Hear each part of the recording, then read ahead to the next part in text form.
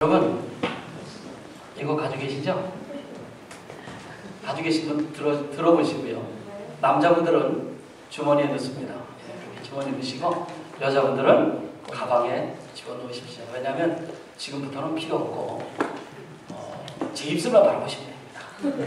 잘생긴 저를 보시면 은혜가 될 겁니다.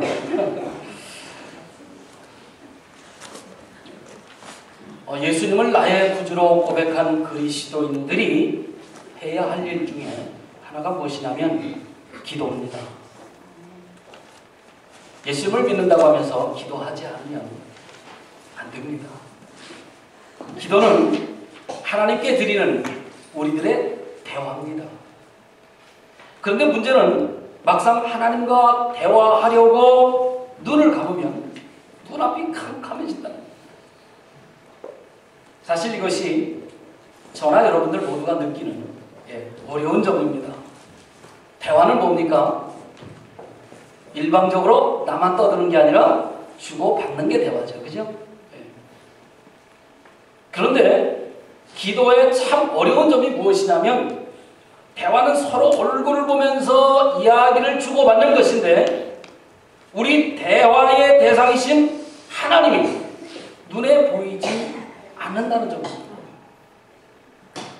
하나님의 모습은 눈에 보이지 않고 하나님의 말씀은 들리지 않는데 우리는 일방적으로 기도하고 있는 겁니다. 마치 아무 소리도 들리지 않는 전화통을 붙잡고 혼자 1시간, 2시간 떠드는 것과 똑같습니다.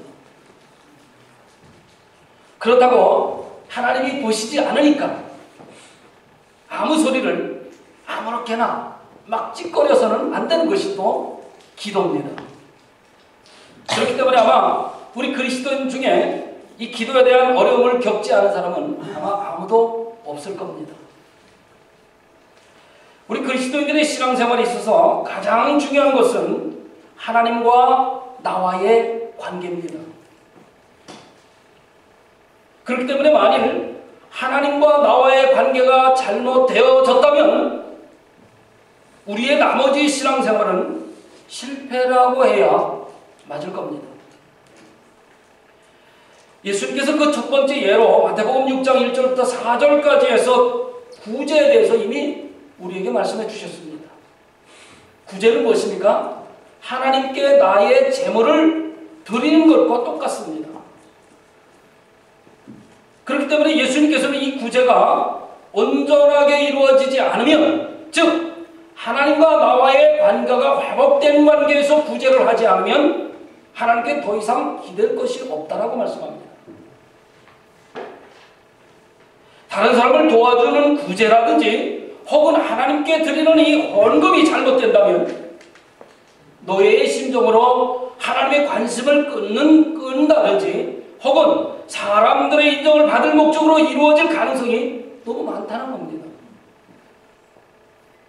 만약 그렇게 된다면 그 헌금이나 구제는 어떻게 되는 거예요?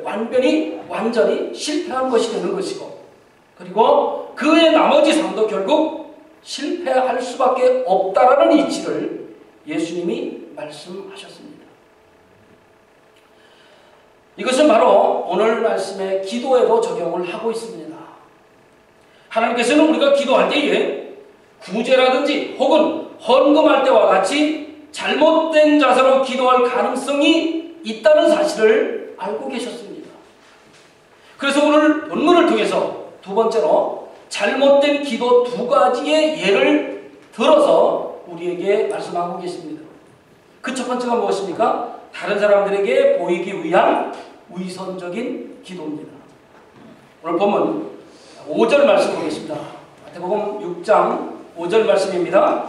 또 너희는 기도할 때에 외식하는 자와 같이 하지 말라. 그들은 사람에게 보이려고 회당과 큰 거리 어귀에 서서 기도하기를 좋아하느니라. 내가 진실로 너희에게 이르노니 그들은 자기 상을 이미 받았느니라. 예수님 당시 바리새인들은 엄격한 생활로 이 신앙생활로 아주 유명한 사람들이었습니다. 그래서 일반 사람들로부터 두터운 신망을 받고 있었고 그뿐만 아니라 회당을 회당 조직을 통해서 유대인들에게 영향을 준 사람들이 바로 바리새인 사람들입니다. 그 중에서도 바리새인들은 기도를 매우 열심히 하는 사람들이었습니다.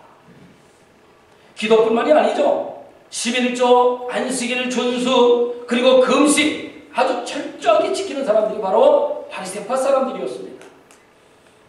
오늘 예수님의 말씀을 보면 아마 이들은 기도를 딱 정해놓고 제 시간에 맞춰서 기도를 했던 것 같습니다. 우리가 가끔 매스컴을 보게 되면 그쪽 사람들 아주 딱 정확한 시간에 음악이 나오면 길을 가다가도 멈추어서 엎드려서 기도하는 모습을 보게 됩니다. 어디를 가든지 간에 길을 가는 도중에 기도 시간이 되면 길모퉁이 어귀에 가든지 어디든지 서서 기도했던 것 같습니다. 그 정도로 그들은 철저하게 신앙생활을 한 사람들이에요.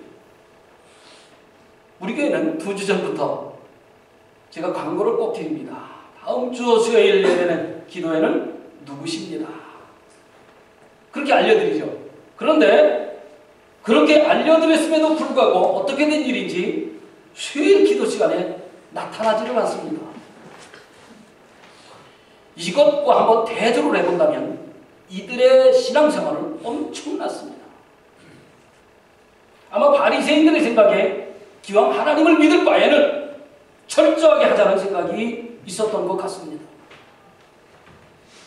그래서 이들은 철저하게 기도 생활을 하려고 했고 11조 생활을 하려고 했고 안식일을 지키려고 했고 일주일에 최소한 2번은 꼭 금식하려고 했습니다.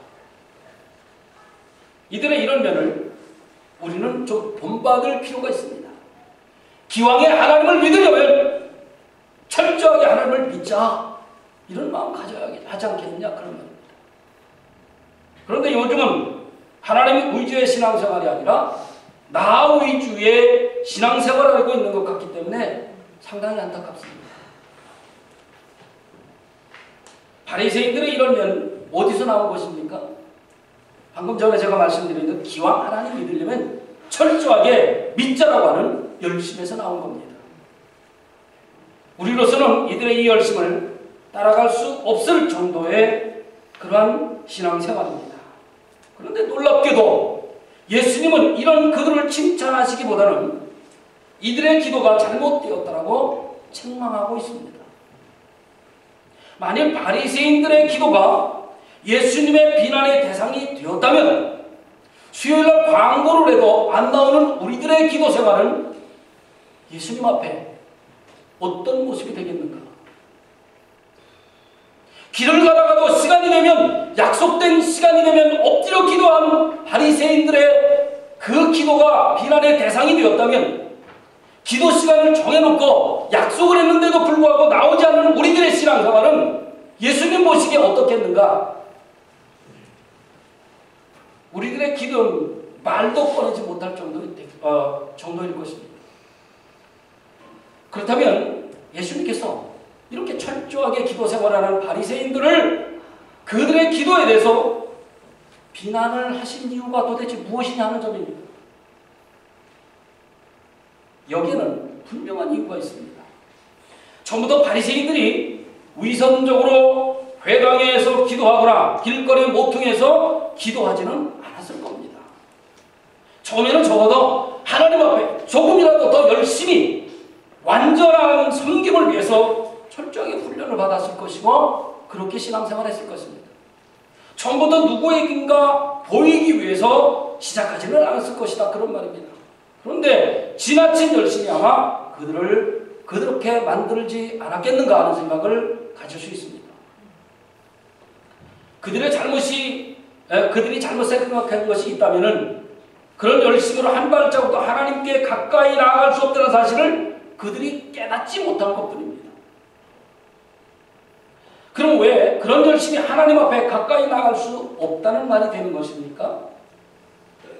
그 이유는 기도라는 것은 제가 서두에 말씀드린 대로 하나님과의 바른 관계가 이루어지지 않았기 때문에 오는 일이라는 겁니다. 하나님과의 바른 관계가 회복되지 못한 상태에서 아무리 기도를 오래 하고 또 길거리에 시간을 지켜서 기도한다 할지라도 그것은 마치 열리지 않은 문을 계속 두드리고 있는 것과 마찬가지이기 때문에 그렇습니다.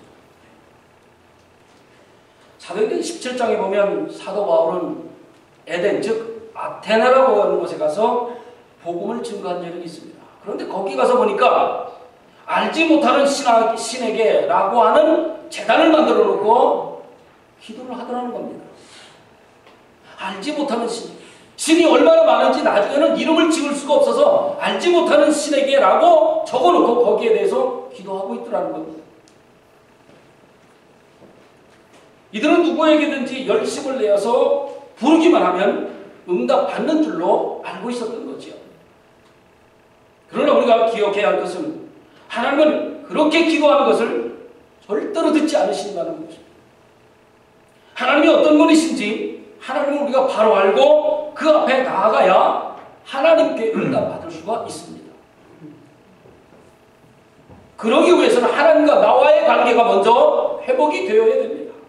바른 관계를 가져야 하는 것입니다. 그렇지 않으면 절대로 응답받을 수가 없습니다. 여기서 예수님께서 자기 상을 이미 받았다라고 말씀하고 계십니다. 이것은 그렇게 기도하는 것은 이미 종교적인 만족으로 끝났다라는 말씀이 됩니다.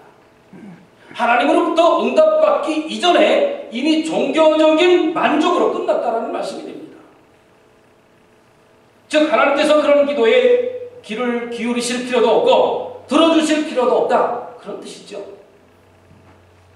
사람은 누구든지 종교적인 본성을 가지고 있습니다. 절대자를 찾고자 하는 욕망이 우리들에게 있는 것입니다. 그래서 자기에게 어려움이 닥치든지 문제가 생기게 되면 누구든지 기도하고 싶은 거죠. 그러면 무언가 이루어질 것 같고 불안감이 사라질 것 같기 때문에 그렇습니다. 기도에서 가장 중요한 것은 기도드리는 자의 자세입니다. 그래서 경건하게 기도하려고 하는 것이고요. 옷깃이라도 기도할 때 잘 여미려고 하는 것이죠. 그렇지만 그것보다 더 중요한 것이 있습니다.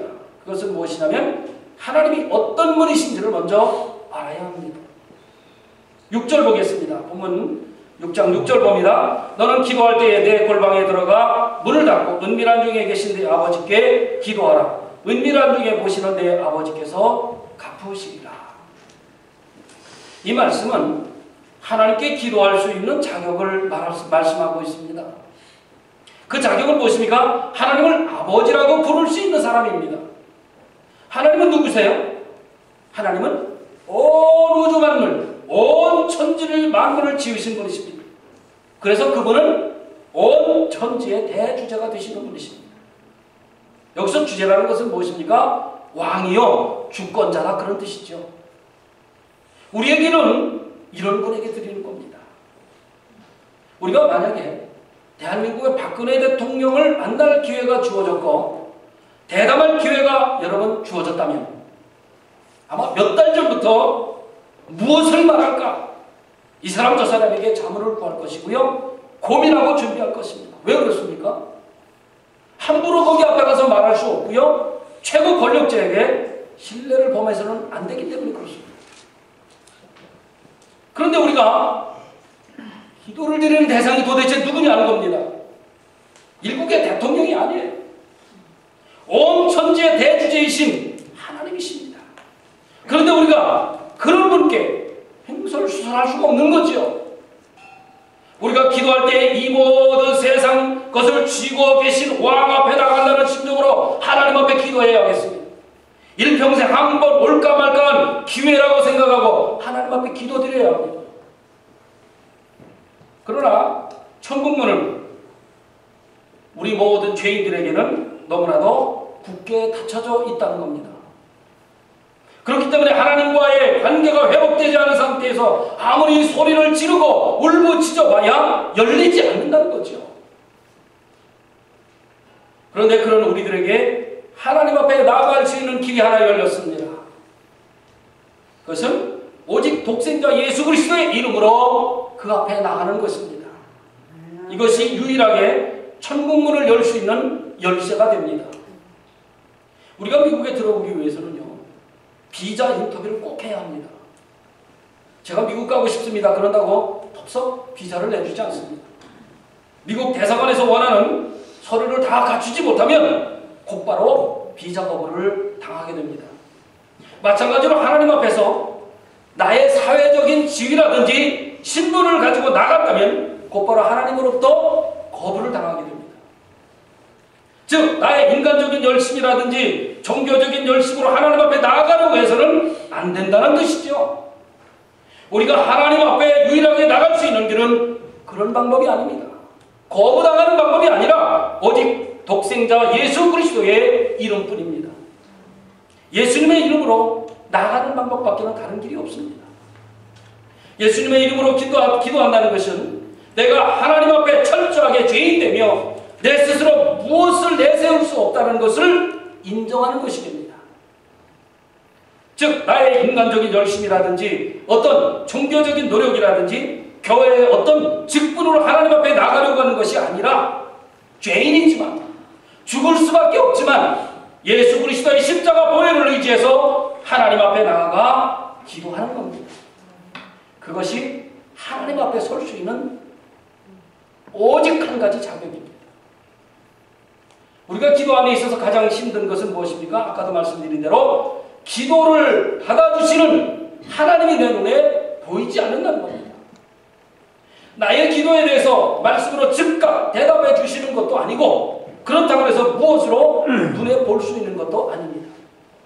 그러나 우리는 그래도 기도를 해야 하고요. 그리고 그 기도가 이루어질 것을 반드시 믿어야 합니다. 하나님께서는 우리가 기도한다는 것은 다 알고 계시고 다 듣고 계십니다. 그러니까 의심하지 말고 자꾸 하나님 앞에 매어달려 기도해야 합니다. 예수 그리스도의 이름을 통해서 날마다 기도해야 합니다. 십자가를 의지하고 보혈의 피를 의지하고 날마다 하나님 앞에 기도해야 합니다. 그런데 우리가 주의해야 할 것이 하나 있습니다. 그것은 위선적인 기도가 되지 않도록 주의하셔야 합니다. 하나님과의 대화를 하는 척하면서 실제로는 자기 자신의 양심을 은근히 자랑하려고 한다면 그 사람의 기도는 결국 헛된 것으로 돌아가고 말 것입니다. 그래서 예수님께서는 우리들에게 은밀한 중에 기도할 것을 권면하고 있습니다. 우리가 집에서 아버지와 대화할 때 다른 사람들이 알아주기를 원하면서 대화하는 사람은 이 세상에 한 사람도 없습니다. 그런 사람은 없지요. 그냥 진지하게 아버지하고 대화하는 겁니다. 내 속에 있는 것을 털어내놓는 겁니다.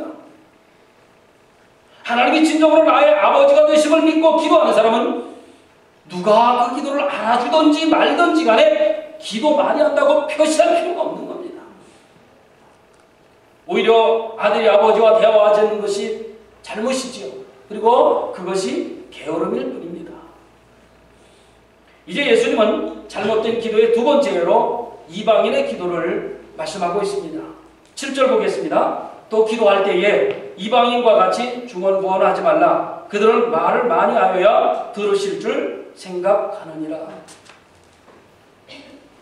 당시 이방인들이 가지고 있던 신과는 무엇인가 하면 신은 그들에게 무관심하다. 그리고 노하기를 잘하는 이기적인 신이다라는 개념을 가지고 있었습니다. 그래서 그들이 신으로부터 응답받기 위해서는 어느 정도 정성이 필요하고 노력을 기울여야 한다라는 생각을 가지고 있었습니다. 그래서 한번 기도를 하게 되면 들어주지 않을 것 같기 때문에 이방인들은 어떻게 기도한다고요? 주문을 외우듯이 계속 반복적으로 중언부언했다는 겁니다. 여기서 말씀하는 중언부언이라고 하는 것은 잡다할 정도로 말을 길게 끌거나 아무 의미 없이 거듭 반복하는 것을 뜻합니다. 이게 중언부언이에요. 그런데 중요한 것은 이들이 생각하는 이러한 신의 개념, 신과는 사단에게서 왔다는 사실입니다. 하나님께로부터 온 것이 아니라 사단으로부터 온 신관이었어요. 잘못된 생각이라는 거죠. 사단은 사람들에게 신에 대한 두려움을 갖도록 자신의 이미지를 심어 놓았습니다. 사탄은 이 두려움의 신의 도움이 없이는 재난을 이길 수 없다라는 이미지를 사람들에 심어 놓았기 때문에 사람들은 그 두려움에서 벗어나기 위해서 어쩔 수 없이 신에게 기도드리고 소원을 빈 것입니다. 그런데 우리가 궁금한 것은 하나님을 모르는 사람이 다른 신에게 기도하면 어떻게 될까? 우리 속담에 이런 속담이 있죠. 지성면 감천이다. 이방인들의 생각에는 마음씨가 착한 사람들이 물떠놓고 매일 기도하면 응답 받는다라는 생각을 가지고 있었습니다. 지성면 감천이니까. 물론 하나님의 일반적인 은총이 이런 것까지도 다 거부한다 그렇게 말하지는 않습니다. 하나님께서는 양심적으로 착하게 삶을 살려고 하는 사람들에게는 어느 정도 은혜를 베푸시겠지요. 때로는 착하고 선한 양심으로 살려는 사람들에게 보답도 해주실 줄로 저는 알고 있습니다. 그렇게 해주시는 분이십니다. 그러나 우리의 기도는 그런 조그마한 보답의 정도의 기도가 아니라는 겁니다. 우리가 기도하면 아이들이 그저 좋은 대학에 가겠지, 혹은 좋은 직장을 주시겠지, 아니면 병을 낫게 해주시겠지라는 수준의 것이 아니라는 거죠. 우리가 하나님 앞에 나아가 기도하게 되면 하나님께서는 하나님 자신을 우리들에게 보여주시는 겁니다. 그렇게 하심으로써 이 엄악한 세상에서 하나님의 영광을 체험하도록 해주시는 분이십니다. 그렇다면 그렇게 하시면 하나님은 도대체 어떤 분이신가 하는 거죠. 8절 봅니다. 그러므로 그들을 본받지 말라. 구하기 전에 너희에게 있어야 할 것을 하나님 너희 아버지께서 아시느니라. 하나님은 어떤 분이시라고요? 하나님은 우리 일에 깊은 관심을 가지고 계신 분이라는 겁니다. 그리고 우리가 구하기도 전에 이미 우리의 필요한 것을 무엇이든지 다 알고 계신 분이에요. 그런데 여기서 문제가 하나 발생이 되죠. 그렇다면 우리의 필요를 다 하신다면 굳이 우리가 기도할 필요가 없지 않겠느냐 하는 문제입니다. 그럼에도 불구하고 성경은 우리들에게 기도할 것을 권면하고 계십니다. 몇 가지 이유가 있다라고 생각이 됩니다. 그 첫 번째가 무엇입니까? 나의 것을 버리기 위해서 우리가 기도해야 한다. 물론 하나님이 다 알고 계시지만 그럼에도 불구하고 우리가 기도해야 할 것은 나의 잘못된 것을 버리기 위함이다. 이전 믿음이 연약할 때는 무엇인가 얻기 위한 기도였다면 이제부터 나의 욕심을 버리기 위한 기도가 필요하다. 나를 하나님 앞에서 바꾸기를 위한 기도가 필요하다는 겁니다. 옛날에는 내 생각이나 나의 뜻대로 하나님을 설득하기 위한 그런 기도가 필요했다면, 그러나 이제는 하나님의 뜻이 무엇인지 분별해서 그분의 뜻에 나를 복종시키고 그리고 나를 포기하고 나를 변화시키기 위한 기도로 바꿔야 한다. 예수님의 기도처럼 말이죠. 예수님이 어떤 기도를 하십니까? 아버지여, 만일 아버지의 뜻이거든 이 잔을 내게서 옮기시옵소서. 그러나 내 원대로가 없이고 아버지의 원대로 되기를 원하나이다. 이미 하나님께서는 우리들의 필요가 무엇인지 다 알고 계십니다. 그럼에도 불구하고 우리들의 욕심은 한도 끝도 없지요. 많은 것으로 채워주시지만 더 주기를 원하십니다. 더 주시기를 우리가 원하고 있습니다. 필요 이상으로 무엇인가를 가지고 싶어하고 내 것을 하나도 포기하고 싶은 생각이 없습니다. 그렇기 때문에 우리들은 우선 하나님과의 바른 관계를 회복해야 하고 하나님 앞으로 나아가야 합니다. 그래야 우리들의 잘못된 욕심을 버릴 수 있기 때문입니다. 그 다음으로 우리가 기도해야 하는 이유가 무엇입니까? 자신의 문제는 완전히 하나님께 내어 맡기고 다른 영혼들을 위한 기도가 필요하기 때문에 그렇습니다. 앞에서도 말씀드린 대로 우리의 욕심이 너무나도 큽니다. 나만을 위해서 기도하는 것, 그것은 어린아이의 기도에 불과합니다. 우리 어린아이들은요, 잡으면 남에게 주는 것이 아니라 자기의 입으로 무조건 들어갑니다. 그것이 무엇이든 됐든 간에 상관이 없습니다. 우리가 다른 사람들을 위해서 기도하는 것은 매우 중요합니다. 그것은 곧 그를 돕는 일이기 때문에 그렇습니다. 내가 다른 사람을 위해서 기도해 주는 것은 돈을 얼마나 주는 것하고는 비교할 수가 없는 것입니다. 주님은 기도하는 대상을 제한해서는 안 된다라고 우리에게 가르쳐 주시고 계십니다.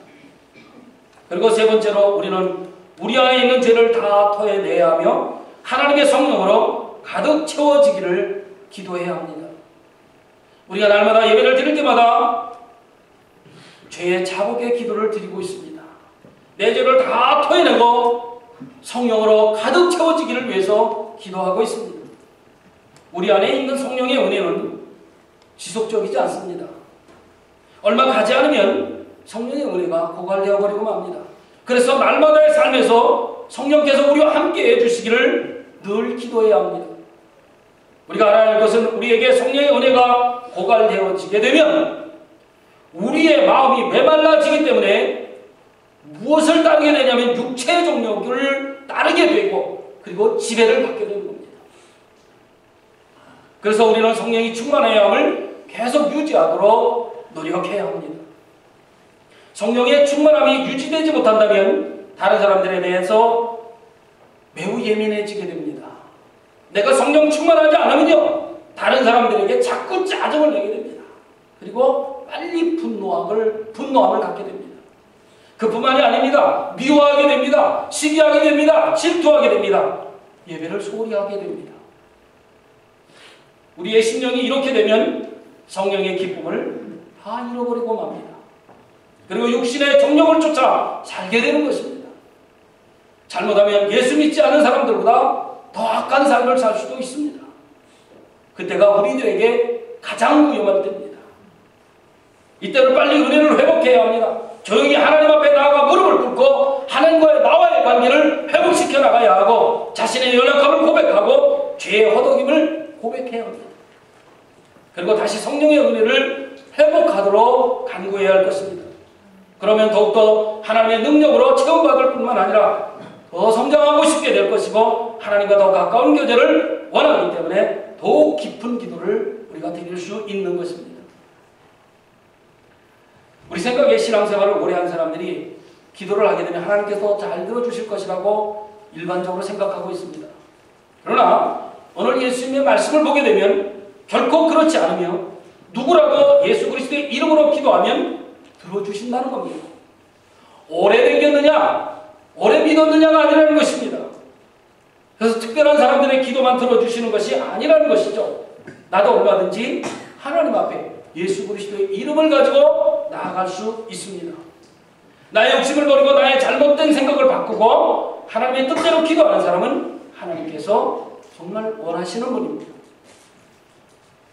그런데 기도를 하고 싶은데 막상 기도를 하게 되면 잘 안 되는 경우가 사실 있습니다. 무엇을 어떻게 해야 될지 모르는 경우가 있습니다.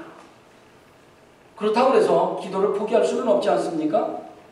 기도가 대화라면 상대가 있어야 하는데 기도의 상대가 보이지 않으시는 하나님이시기 때문에 더욱 어려움을 느낄 때가 있습니다. 그런데 여러분 그럴 때는요 이렇게 하시면 좋습니다. 지금까지 나에게 베풀어 주신 하나님의 은혜들을 하나님의 얼굴이라고 생각하고 여러분 기도하시면 됩니다. 그리고 하나님께서 주신 말씀을 깨닫는 것이 곧 하나님의 얼굴이라고 생각하고 기도하십시오. 깨닫는 말씀을 붙잡고 기도를 하게 되면 하나님의 얼굴을 여러분들 배울 수 있을 것입니다. 기도할 때 장소는 그렇게 중요하지 않습니다. 그렇다고 길게 기도해야 하나님께서 받으시는 것도 사실 아닙니다. 하나님 앞에서는 기도하는 저와 여러분들의 마음 중심이 굉장히 중요합니다. 그리고 함께 모여 기도하는 것 대단한 위력을 나타냅니다. 사도행전 2장에 보게 되니까 그들이 다 같이 한 곳에 모여서 기도할 때 성령의 역사가 나타났다는 겁니다. 성령의 강한 역사가 나타났다는 겁니다. 함께 기도하는 것이 매우 중요합니다. 그런데 사탄은 우리들이 모이는 것 자체를 굉장히 싫어합니다. 그래서 사람들의 마음속에 모이는 것을 패하기 위해서 우리를 충동질을 자꾸 합니다. 우리가 금요일에 모여 합심으로 기도하는 것은 우리 교회에 큰 역사를 일으키는 기도가 될 줄로 믿습니다. 아무것도 아닌 것처럼 보일지 몰라도 절대로 그렇지 않습니다. 함께 모여 합심으로 기도하는 이 기도를 통해서 내 자신의 총력을 다 뿌리 뽑아 내버릴 수가 있는 것입니다. 결국 하나님의 뜻을 구하고 찾을 수 있습니다. 하나님의 뜻을 구하는 기도는 하나님이 기뻐하시는 기도가 됩니다. 그러면 하나님께서 나의 기도를 받으셨다는 사실을 우리도 발견하게 될 수 있습니다. 사랑하는 성도 여러분, 하나님과의 관계를 회복하고 기도의 능력을 믿으십시오. 기도의 위력을 믿으십시오. 기도는 전능하신 하나님께 드리는 것이고 기도는 진실하신 하나님께 응답하시는 것이기 때문에 우리는 기도해야 합니다. 한 주간의 삶에서 여러분의 기도가 승리하는 삶이 되어지시기를 주님의 이름으로 축원합니다.